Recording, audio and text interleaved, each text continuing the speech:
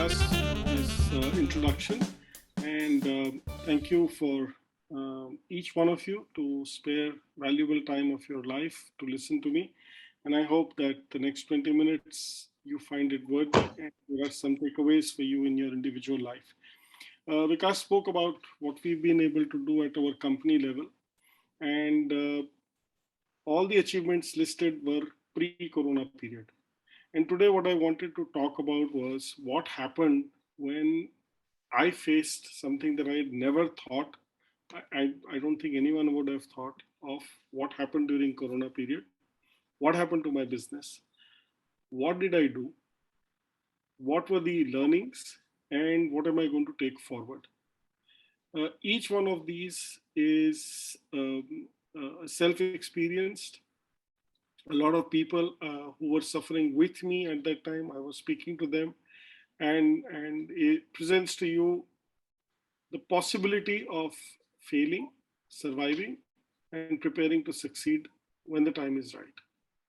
So prior to the Corona period, we were really growing fast. I had stitched up a joint venture and I had bought the company back from my investors. I had then stitched another joint venture with one of other investors. We were growing at about triple digit figures. I was really happy with the growth that I was able to give to my company. We had started to put in plans to start manufacturing all the products and the raw materials that we were importing. We had put in spreadsheets which were saying that we would be able to raise our profitability by another 20 to 22%. We would be able to participate in all export markets. We had started to participate in fairs abroad. I had put in a team of a couple of experts for exports, and the seeds that they had planted were started to just sprout, and then Corona struck. And we came crashing to the ground. As soon as the retail shops started closing, the malls started closing, I didn't have one problem to face. I had so many problems to face that all my leadership skill, all my experiential skills were tested to the limit. The first 15 days were very good, staying back home and imagining it to be a holiday. And the next 3 months turned out to be a nightmare because you only heard no revenue, no shops, the factory is not operating. And every bit of news that came in was only negative. Imagine that you have made you've collected some money, you have resources available for all your expansion plans. And at the same time, you are burdened with the responsibility of seeing each one of your employees depend on you to see that their home keeps running, that the fire in the home doesn't stop, in the kitchen doesn't stop. And I have about 50 odd workers, mainly women, who manage my production and work. And they come from very simple backgrounds. And I could not have gone back to them and said, out, because I succeeded last few years because of you. And now this is not showing good signs. So go back home. I couldn't do that. And so was my team. They were asking questions every day. What is going to happen? What will we do? How will we survive? The shops are closed. There is no revenue. Nothing's going to come. No sales are happening. We don't even know whether the shops will open once this pandemic is open, how they will open. We don't know the planning skills. We don't know how to plan the sales. We don't know how much we'll have to take back. We don't know how much we will have to produce. So all the answers became zero. All the knowledge that I had became zero. And I knew only one thing, that there is only one person who cannot fail in this entire thing. It's me. Because if I will fail, it will all start to collapse sooner than I expected. And at that time, I learned one thing, that my team is far more powerful than I imagined. So what I did was I realized that with this burden and this much of negative thinking, how will I run the industry? So I said, okay, at least let me do one thing. And to be a very typical businessman, मैंने बहुत साल इनको संभाला है, एक बार इनको संभालने का मौका देता हूँ. So I told my team, I said, I'm giving up all the decision making that I used to do. You run the show and leave me free to manage everybody else, all the other problems that you cannot manage. So my sales team immediately responded and said, "Sir, don't worry. If you have left the responsibility on us, we will ensure that the salary payout is done."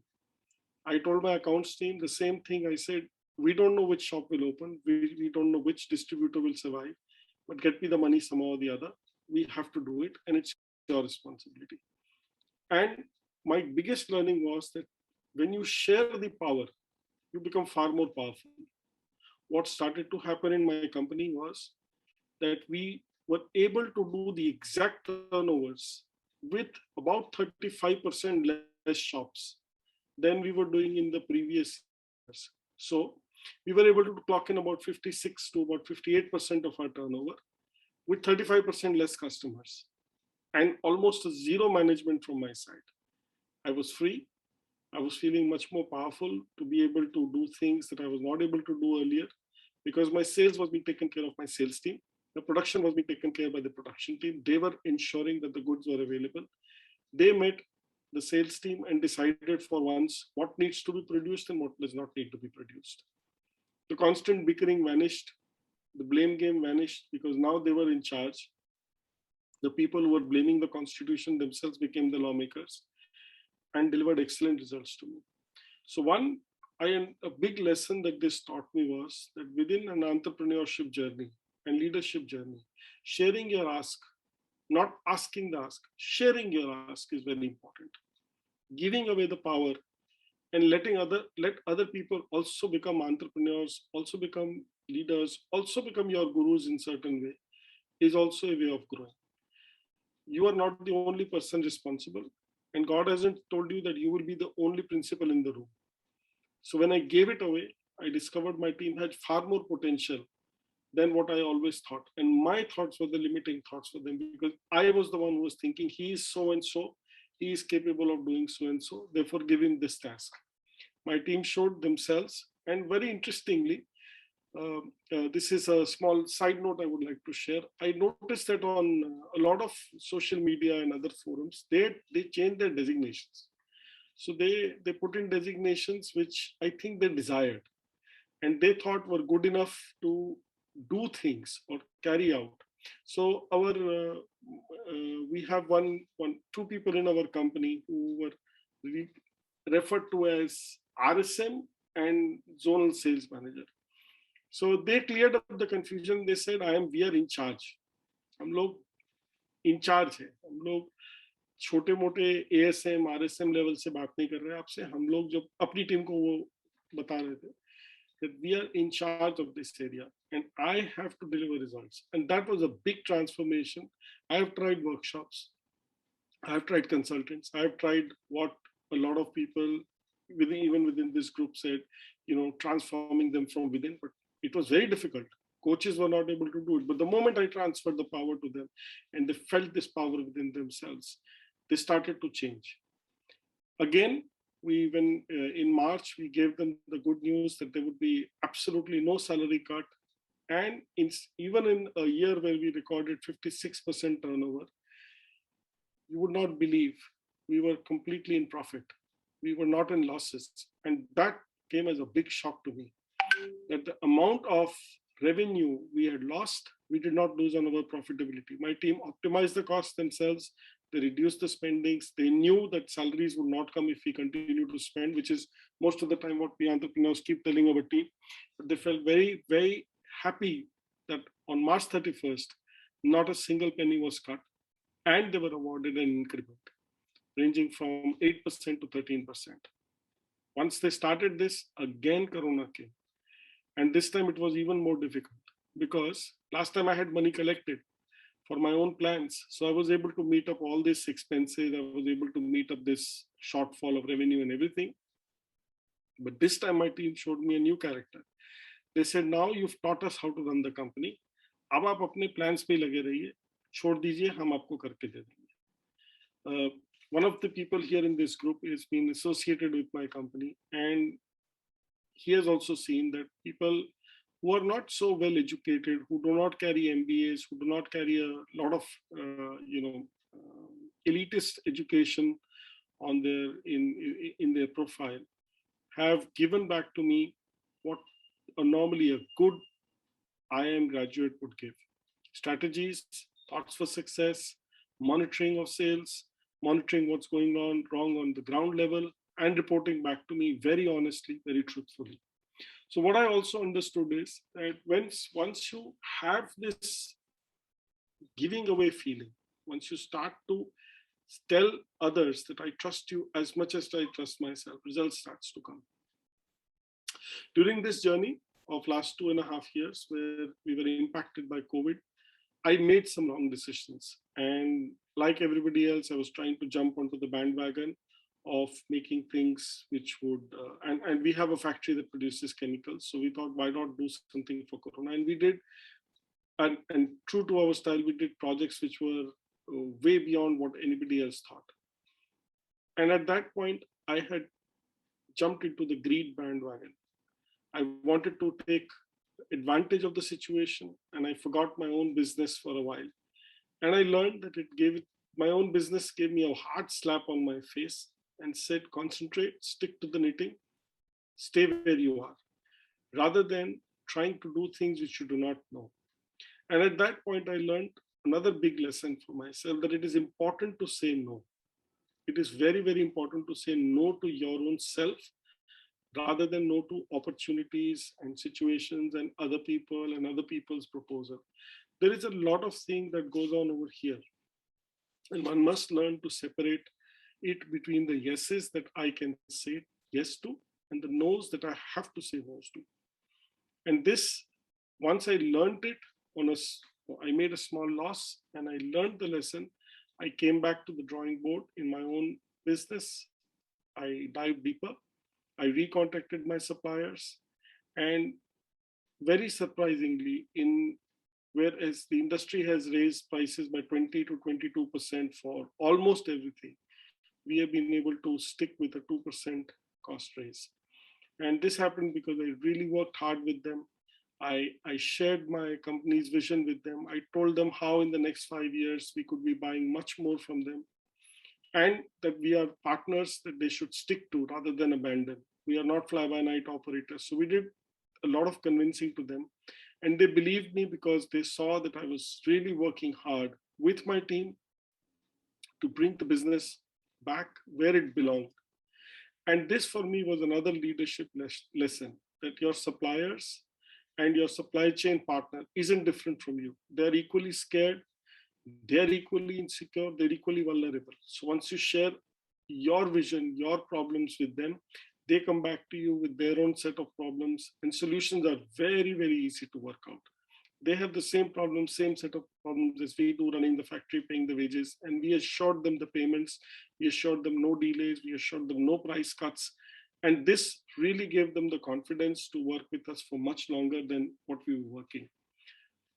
And this gave me the final lesson to my own leadership, the way I have been able to hone it, is the way to communicate. How do you communicate with your team?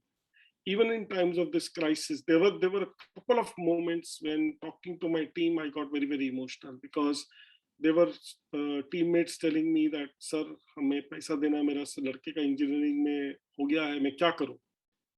And normally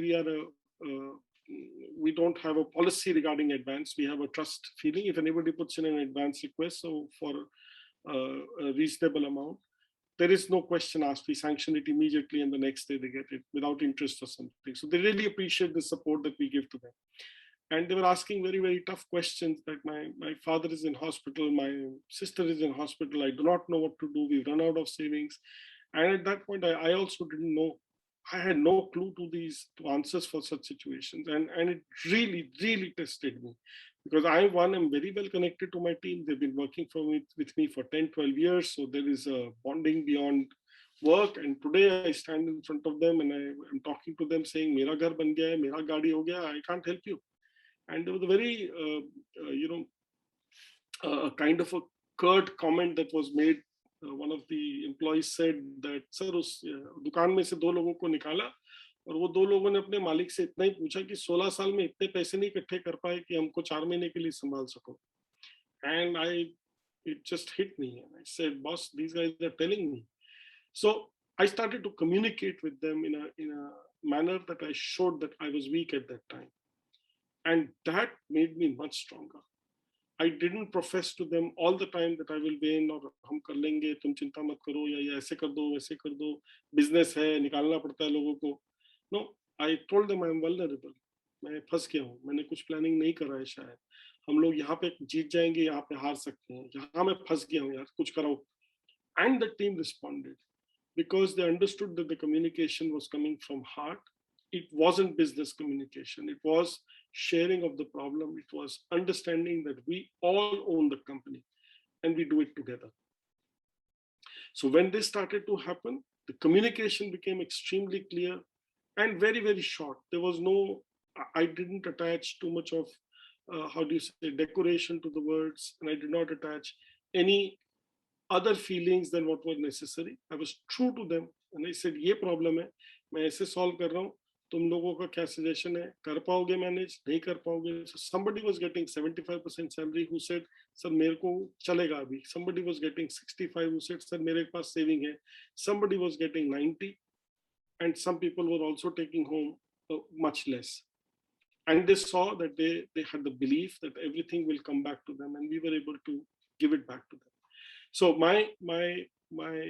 these 2 years have taught me to be very, very humble, to be one with the team. And imagine if you say that our team is like my family, and what most entrepreneurs say, and we have people here who run factories. Jawarji runs a factory in Gurgaon and he's familiar with the culture in North India. When we say, "Aap sab to hamare parivar jaise ho," do we behave like a parivar with them? Do we discuss? Do we talk? Do we open up? Do we also show that we are equally vulnerable? And that was a big learning for me, that when I communicate with my team with the truthfulness that I feel, it actually makes me more powerful. Giving away stuff to them in terms of decision making, in terms of their thinking about well-being of the company, actually liberates me. And the less that I think about survival, I actually grow fitter, because there is a huge amount of goodwill that comes from being a good person within the organization, a good leader within the organization, and teams are there to support you. A lot of people say that आपको HR workshops करनी चाहिए, आपको ये सब करना चाहिए. We had a person speak who said roots should be strong. We also realized that we had built a team where the roots were very, very strong. And nobody left us during this crisis period. There was not one employee who put in his papers or said, "Sir, I have got a better job and I need to leave." They all said, "Sir, agar job mil bhi gaya, abhi aapko nahi chhodenge." And these were the wonderful learnings for me, which I wanted to share with you. That if, as entrepreneurs, as future leaders, you make this as a part of your DNA of the organization, to talk, to communicate, to show where you are also weak, to show your suffering, not put up this dual face of saying, if I show to my team that I'm weak, meri team bhag jayegi. They don't run away. They come back to you, they stand behind you, they are like pillars in your company, and it gives them their moment of pride. Today it is a moment of pride that I can talk to you and I can talk to 10 people who are far better than me. I can share my experience with them. That is their moment of pride when they go back and tell their family कि हमने साहब का साथ नहीं छोड़ा, हमने भी company बनाई.